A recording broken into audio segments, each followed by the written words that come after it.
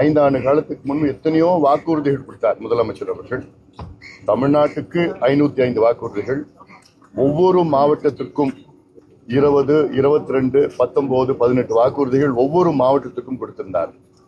நேற்று கூட நான் திருவண்ணாமலை மாவட்டம் சென்றேன். அங்க 19 வாக்குறுதிகள் ஒன்று கூட நிறைவேற்றல. விழுப்புரம் மாவட்டத்துக்கு 21 வாக்குறுதிகள் ஒன்று கூட நிறைவேற்றல.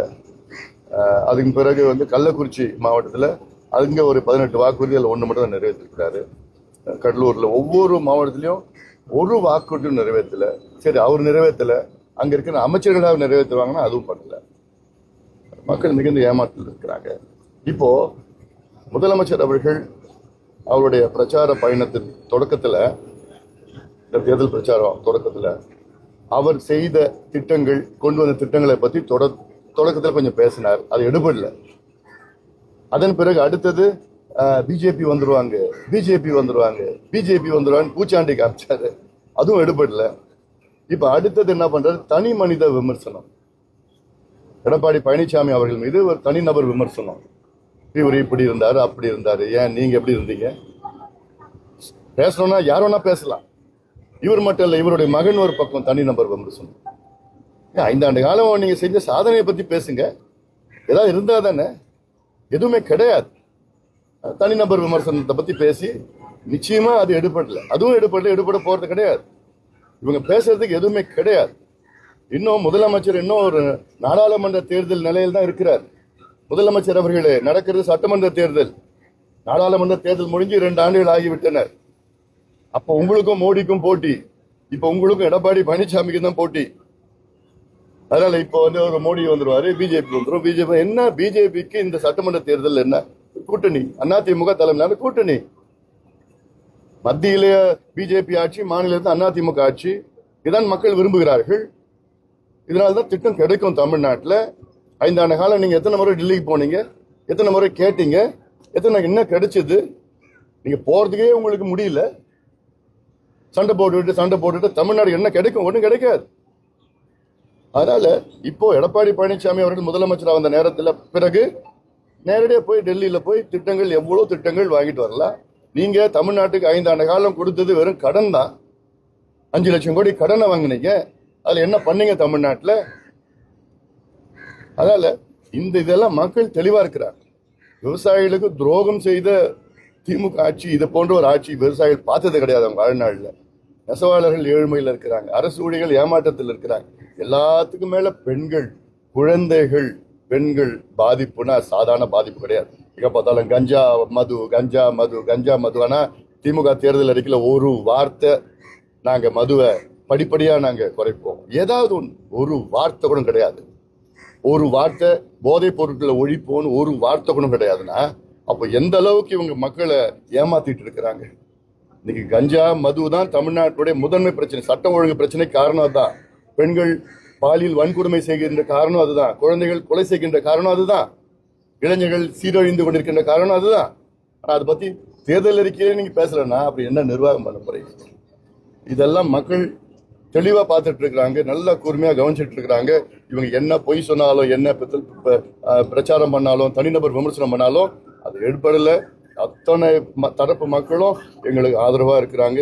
எங்கள் அணி குறைந்தது 200 தொகுதிகள் வெற்றி பெறும். அது உறுதியாகிடுச்சு.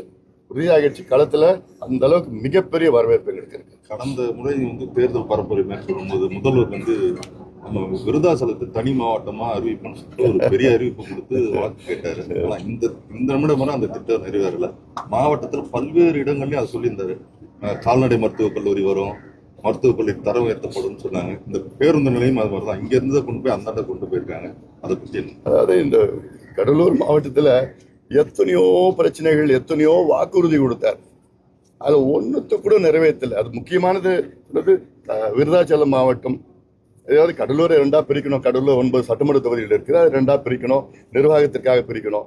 அது மட்டும் இல்ல, கடலூர்ல ஒரு மருத்துவக் கல்லூரி, அரசு மருத்துவக் கல்லூரி கொண்டு வர வேண்டும். இப்ப இருக்கிற மருத்துவக் கல்லூரி அண்ணாமலை மருத்துவமனையை அரசு மருத்துவக் கல்லூரியா அறிவிச்சிருக்கிறாங்க. அதுலயும் அடிப்படை வசதிகள் இப்ப இல்ல, ரொம்ப மோசமா இருக்கு. மருத்துவர்கள் கிடையாது, ஒண்ணும் கிடையாது. கடலூர் மாவட்ட தலைநகர், அதுல கண்டிப்பா கொண்டு வரணும். இதான் கடந்த ஆட்சி கால 2011 அப்போ அந்த ஆட்சி காலத்துல வந்து செங்கல் எடுத்து நாங்க அடிக்கல் நாட்டணும்லாம் இப்படி ஏமாத்தம் பண்ணிட்டு இருக்காங்க செஞ்சாங்க.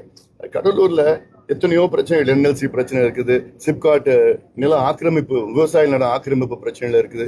சைமா நாங்க போராடி வேண்டாம்னு சொல்லியிருக்கிறோம் நம்ம. அது இல்லாம முந்திரி விவசாயிகள், பலா விவசாயிகள், அப்புறம் வந்து இந்த பெட்ரோ கெமிக்கல் மண்டலம், தண்ணீர் பிரச்சனை, இது எவ்வளவு பிரச்சனைகள், மக்கள் சார்ந்த பிரச்சனைகள்லாம் இருக்கு. இதை பத்தி எந்த ஒரு அக்கறையும் இல்லை, எந்த கவலையும் இல்லை. இங்கதான் விவசாயத்துறை, வேளாண் துறை அமைச்சர் இருக்கிறாரு. ஆனா வேளாண் துறை அமைச்சரோட வேலை என்னன்னா விவசாய நிலத்தை பிடுங்கி என்எல்சி கிட்டையும் அரசாங்கத்திட்டையும் கொடுக்கணும். விவசாயமே பண்ணக்கூடாது, சாப்பாட்டுக்கு வழி இல்லாம இருக்கணும். இதுதான் வேளாண் துறை அமைச்சர் இங்க செஞ்சிட்டு இருக்கிறாரு. ஏன்னா கடலூர் சுத்தி சிப்காட் போதும். இங்க நீ சிப்காட் வேற எங்க தரிசு நிலத்துல பண்ணுங்க. இங்க எல்லாரையும் மக்களை துன்புறுத்தி ஆக்கிரமிப்பு, விவசாயம் மட்டும் இல்ல, மீனவர்களை ஏமாத்தி, மீனவர்களை படுதுரோகம் செய்த திமுக.